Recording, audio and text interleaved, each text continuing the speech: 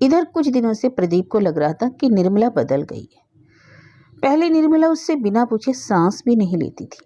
इससे प्रदीप का अहंकार तृप्त होता था।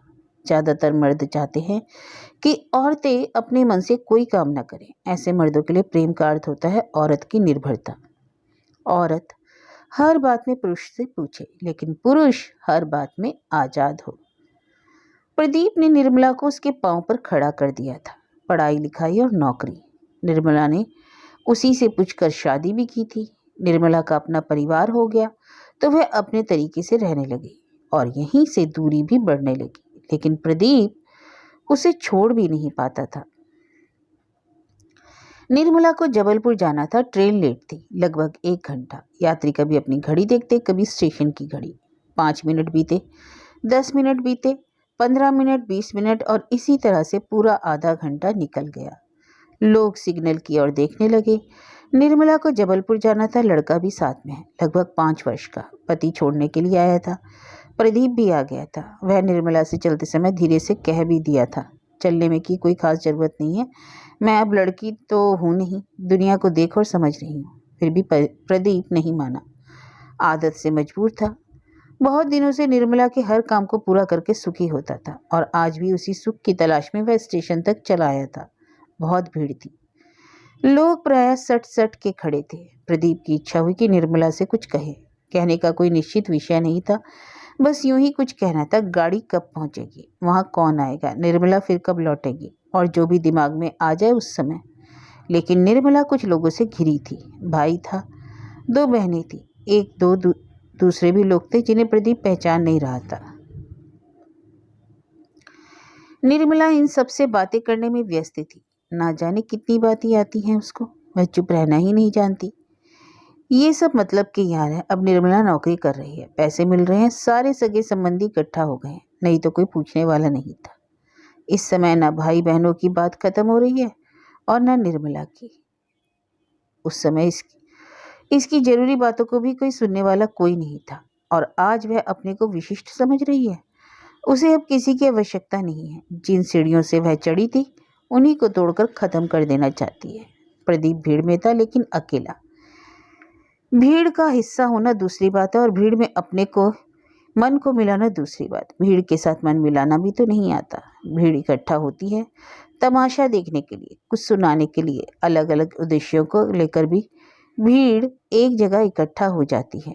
सबका मन और सबका दिमाग एकदम अलग होता है। स्टेशन के प्लेटफॉर्म पर इकट्ठी हुई भीड़ में सबकी दुनिया अलग होती है। निर्मला की दुनिया अलग है और प्रदीप की भी दुनिया अलग है। प्रदीप ने कई बार कनखियों से निर्मला को देखा।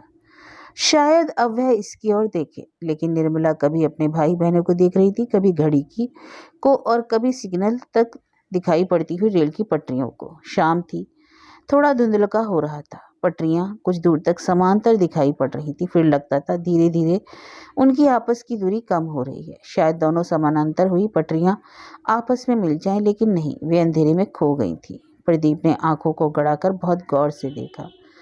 सिग्नल के उस पार काफी दूर पर तारे की तरह एक रोशनी चमक रही थी। गाड़ी होगी जो अंधेरे में खोई हुई पटरियों के ऊपर से धड़धड़ाती आ रही होगी, लेकिन उधर अंधेरा है जिधर निर्मला की गाड़ी को जाना है।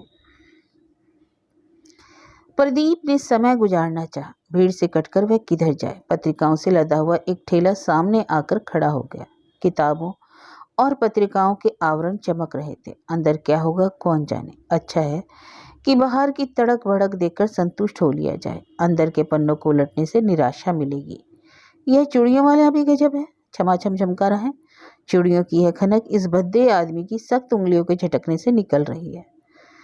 चमकदार चूड़ियां उसकी उंगलियों से छटक कर निकलना चाहती है, लेकिन वह झटके पर झटका देकर भी उन्हें अपनी दाब में रखे है।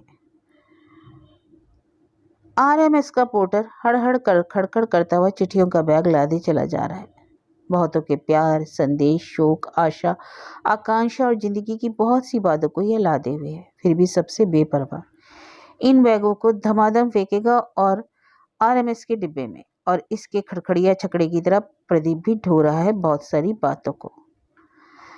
आरएमएस का ठेला दफ्तर से रेल के डिब्बे तक लद कर आता है, फिर खाली वापस चला जाता है। अकेले अगले गाड़ी के इंतजार में दफ्तर के सामने ढकेल दिया जाता है। बुकिंग के लिए एक टीटी यात्रियों का चार्ट लेकर आ गया। प्रदीप जानता है कि सारी बर्थों का आरक्षण हो चुका है, कहीं जगह खाली नहीं है।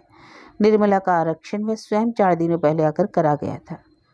टीटी को कुछ लोग घेरे हुए हैं, शायद कहीं कोई जगह हो। कुछ ऐसे भी हो सकते हैं जो आज नहीं जा रहे। सबको जगह मिल जाएगी। जिनकी जगह सुरक्षित है उनको तो मिलेगी, जो इंतजार में है उनको भी मिल ही जाएगी। प्रदीप को जाना नहीं है। वह निर्मला की बोगी और बर्थ नंबर भी जान रहा है, फिर भी पूछकर इत्मीनान करना चाहता है। जानना चाहता है कि उसके अगल बगल कौन है। खैर, यह तो डिब्बे में भी मालूम हो जाएगा। चलते चलाते यह भी पूछ लिया जाए कि यह क्या कोई जगह खाली है। कोई प्रयोजन नहीं है, पूछने के लिए भी पूछा जाता है, लेकिन यहाँ बड़ी धक्कम धुक्की है। कुछ लोग टीटी के कान में खुसुर फुसुर कर रहे हैं। बहुत देर तक प्रदीप को इंतजार करना पड़ा। टीटी ने एक झटके से कह दिया, कोई जगह नहीं है, रिजर्व डिब्बे के सामने गाड़ी आते ही चार्ट लग जाएगा, देख लेना। टीटी बहुत ताव में था, लग रहा था इस समय उसके सामने सभी नाचीज हैं। हर आदमी को वह एक ही डंडे से हाँक रहा था। फिर भी लोग उसके कान में क्या कह रहे हैं, शायद लेने देने की बात। प्रदीप को उसका चेहरा बहुत घिनौना लगा। उसका सांवला रंग एकदम काले आबनूस की तरह लगने लगा। उसके पान खाए हुए दांत ऐसे लगे कि आदमी के खून में डूबे हों। उसका काले फ्रेम का चश्मा बहुत भारी भारी लगने लगा। छोटी छोटी आंखों के बीच में आगे की तरफ जरा सी झुकी हुई नाक को देखकर लगा कि कोई उल्लू बैठा है। इससे अच्छे व्यवहार की आशा नहीं की जा सकती। यह भी कितना व्यंग है कि इसके पीठ के पीछे व्हीलर की बुक स्टॉल पर शीशे की अलमारी में सबसे आगे एक पुस्तक सजाई गई है, हाउ टू बिहेव। लेकिन सभी टीटी तो ऐसे नहीं होते। प्रदीप को एक टीटी की याद आई जिसने बहुत मदद की थी। फिर प्रदीप को लगा कि शायद उसी का दिमाग खराब है जो उल्टा पुल्टा सोच रहा है। सहसा प्लेटफॉर्म के लोग खड़े हो गए। सबके हाथ में अपने अपने सामान है। जिनका सामान भारी है वे उतावले होकर कुली का इंतजार कर रहे हैं। निर्मला के पास सिर्फ एक अटैची है। प्लास्टिक के एक झोले में खाने पीने का सामान है। प्रदीप थोड़ा पास चला है, निर्मला की मदद करना चाह रहा था। निर्मला ने आंखें उठाकर देखा, कहा कुछ भी नहीं। प्रदीप के अहंकार ने एक क्षण के लिए उसे रोक लिया। काम पड़ने पर लटक कर बातें करती है और काम निकल जाने के बाद तो लगता है जान पहचान ही ना हो। मुझे विश्वास है कि आप ही यह काम कर सकते हैं, छोटी छोटी आंखों को नचाकर वह कहती है। यह उसका रामबाण है। एक काम आ गया तो जरा सा देखकर जैसे इशारा कर दिया, इसकी अटैची पहुंचाऊं, इसकी बर्थ खोजकर इसे बैठाऊं। लेकिन क्यों? उनकी सारी बातें मान लेने पर भी तो उसका दिमाग 7वें आसमान पर रहता है। प्रदीप अपने को रोके रहा। गाड़ी आकर प्लेटफॉर्म पर लग गई। जनरल डब्बे में बहुत तेज धक्का मुक्की थी। रिजर्व वाले 3 टायर में भी लोग धक्का दे रहे थे। प्रदीप ने सोचा कि जब हर पैसेंजर को अपनी बर्थ मालूम है तो किसी को इत्मीनान क्यों नहीं है। बेसब्री में लोग छटपटा रहे हैं। प्लेटफॉर्म पर जो खड़े हैं वे भी धक्का खा रहे हैं और कोई किसी की नहीं सोच रहा। बच्चों, बूढ़ों, औरतों की पहचान इस हड़बड़ी में खत्म हो गई है। हर आदमी का स्वार्थ ही ऊपर है। जब अभाव होता है या अभाव का भय होता है तो आदमी अधिक स्वार्थी हो जाता है। उस समय वह एक जानवर की तरह व्यवहार करता है। एक साथ कई भैंसें नाद के लिए छोड़ दी जाएं तो आपस में टकराती हैं। उनके बच्चे भी धक्का खाकर छिटक जाते हैं। जब आदमी अपने को सुरक्षित समझ लेता है तो उसके अंदर से एक दूसरा भला आदमी झांकता है। यात्रा में कभी कभी अपने को असुरक्षित समझकर कुछ कमजोर मन वाले लोग दूसरों को अपने पास बैठा लेते हैं। धीरे धीरे उनसे घुल मिल जाते हैं। ऐसे में ही धोखा होता है। निर्मला इसी तरह की है। अकेली ही निकल पड़ती है। बहुत हिकड़ी दिखाते, लेकिन उसके अंदर की औरत बहुत कमजोर है। हमेशा अपने को असुरक्षित समझकर किसी भी अपरिचित से दोस्ती कर बैठी थी। ऐसे में प्राय बुरे लोग ही तो मिलते हैं। फिर भी प्रदीप को याद आया कि उसकी भी तो निर्मला से यात्रा में ही पहली भेंट हुई थी। 3-4 स्टेशन जाने थे। निर्मला बीए का इम्तिहान देने के लिए आ रही थी। किताब खुलकर पढ़ रही थी। सुबह की हवा थी, चिड़ियां चहक रही थी। प्रदीप इस वातावरण में अपने को घुला मिला रहा था, लेकिन सामने की सीट पर बैठी निर्मला बार बार उसकी आंखों को उलझा ले रही थी। उस समय निर्मला छरीरी थी, कुमारी थी। उसके गए हुए रंग पर हरे रंग की साड़ी फब रही थी। उसने हरे रंग की चूड़ियां पहन रखी थी, एकदम मैचिंग। सुबह की ताजगी में यह हरी प्रतिमा प्रदीप को गुदगुदा रही थी। एक बार मन ने रोका, फिर भी नहीं माना। वह पूछ लिया, मैडम इम्तिहान देने जा रही हैं क्या? निर्मला हड़बड़ा गई। प्रदीप से कटना चाहता लेकिन कट नहीं पाई। प्रदीप ने उसे कॉलेज तक पहुंचाना था। चाहा इम्तिहान खत्म होने पर फिर आ गया। कुछ दिनों के बाद वह निर्मला के लिए घर वालों से अधिक सगा हो गया। निर्मला का घुलनशील स्वभाव प्रदीप के मन में अनेक शंकाएं जगाता था। जब भी किसी नए आदमी को वह निर्मला से बातें करते देखता तो तरह तरह की शंकाएं पैदा होती। फिर निर्मला का विवाह हो गया, फिर भी प्रदीप की नज़दीकियां बनी रही। उसकी यह सोचती कि उसके इतना करीब कोई दूसरा नहीं रह सकता, शायद निर्मला का पति भी नहीं। प्रदीप धक्कों से बचने के लिए प्लेटफॉर्म के किनारे चुपचाप खड़ा हो गया। गाड़ी दूसरे किनारे पर थी। निर्मला का डिब्बा प्रदीप के सामने ही था। निर्मला की अटैची को उसके पति ने उठा लिया। निर्मला जरा सी ठमकी, इधर उधर देखा, शायद अपने स्वभाव के अनुसार किसी दूसरे सहायक को भी चाह रही हो सकता है प्रदीप को खोज रही हो। अभी वह अपनों की भीड़ से घिरी थी। वह अपनों की वह भीड़ थी जो या मतलबी होते हैं या तमाशबीन। अपना काम है तो चिपटे हुए हैं पाने के लिए, काम नहीं है तो खड़े हो जाएंगे तमाशा देखने के लिए। सहायता के लिए आंखें उठते ही ये लोग खिसक जाते हैं। निर्मला के भाई बहन भी गलचौर करने के बाद पीछे रह गए थे। निर्मला का पति शायद अपने मन में नहीं बल्कि दूसरों को दिखाने के लिए निर्मला की अटैची लेकर आगे आगे चल रहा था। निर्मला अकेली थी। ऐसा अकेलापन जो अपनों की भीड़ में स्वार्थ का साधन बनने के बाद महसूस होता है। प्रदीप अपने दोनों हाथों को सीने के ऊपर बांधे चुपचाप खड़ा था। हर बार पराजित होने वाले प्रदीप को यह अपनी विजय लग रही थी। निर्मला धक्के खाती हुई डिब्बे में घुसी। उसकी बर्थ खिड़की के ठीक सामने थी।